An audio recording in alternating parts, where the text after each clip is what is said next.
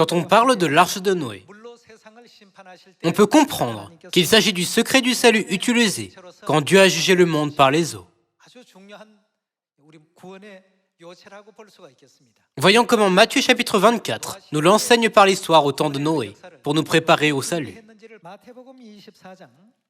Voyons Matthieu chapitre 24, verset 37. Ce qui arriva du temps de Noé arrivera de même à l'avènement du Fils de l'homme. Car, dans les jours qui précédèrent le déluge, les hommes mangeaient et buvaient, se mariaient et mariaient leurs enfants, jusqu'au jour où Noé entra dans l'arche. Et ils ne se doutèrent de rien, jusqu'à ce que le déluge vienne et les emporte tous. Il en sera de même à l'avènement du Fils de l'homme. À cette époque, comment Noé et sa famille ont-ils été sauvés? Trouvons la réponse en allant à Genèse, chapitre 6. Alors Dieu dit à Noé, « La fin de toute chair est arrêtée devant moi, car ils ont rempli la terre de violence.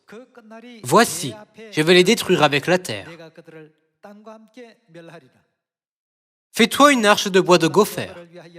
Tu disposeras cette arche en cellules, et tu l'enduiras de poids, en dedans et en dehors.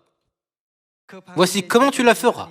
L'arche aura 300 coudées de longueur, 50 coudées de largeur, et 30 coudées de hauteur. Tu feras à l'arche une fenêtre, que tu réduiras à une coudée en haut. Tu établiras une porte sur le côté de l'arche, et tu construiras un étage inférieur, un second, et un troisième. Et moi, je vais faire venir le déluge d'eau sur la terre, pour détruire toute chair, ayant souffle de vie sur le ciel. Tout ce qui est sur la terre périra. Mais j'établis mon alliance avec toi. Tu entreras dans l'arche, toi et tes fils, ta femme, et les femmes de tes fils avec toi. De tout ce qui vit, de toute chair, tu feras entrer dans l'arche 2 de chaque espèce, pour les conserver en vie avec toi. Il y aura un mâle et une femelle, des oiseaux selon leur espèce, du bétail selon son espèce, et de tous les reptiles de la terre, selon leur espèce. 2 de chaque espèce viendront vers toi, pour que tu leur conserves la vie. Et toi, prends de tous les aliments que l'on mange, et fais-en une provision auprès de toi, afin qu'ils te servent de nourriture, ainsi qu'à eux. C'est ce que fit Noé. Il exécuta tout ce que Dieu lui avait ordonné. Les gens normaux auraient difficilement obéi à ce que Dieu avait commandé dans Genèse chapitre 6. Cependant, Noé a obéi à tout. Puisque Noé a obéi à tout cela, Dieu les a sauvés, lui et sa famille. Allons à Matthieu, chapitre 25, verset 1. Alors le royaume des cieux sera semblable à 10 vierges qui, ayant pris leurs lampes, allèrent à la rencontre de l'époux. 5 d'entre elles étaient folles et 5 sages. Les folles, en prenant leurs lampes, ne prirent point d'huile avec elles. Mais les sages prirent, avec leurs lampes, de l'huile dans des vases. Comme l'époux tardait, toutes s'assoupirent et s'endormirent. Au milieu de la nuit, on cria, « Voici l'époux, allez à sa rencontre !» Alors toutes ces vierges se réveillèrent et préparèrent leurs lampes. Les folles dirent aux sages, « Donnez-nous de votre huile, car nos lampes s'éteignent. » Les sages répondirent, « Non, il n'y en aurait pas assez pour nous et pour vous. Allez plutôt chez ceux qui en vendent et achetez-en pour vous. » Pendant qu'elles allaient en acheter, l'époux arriva.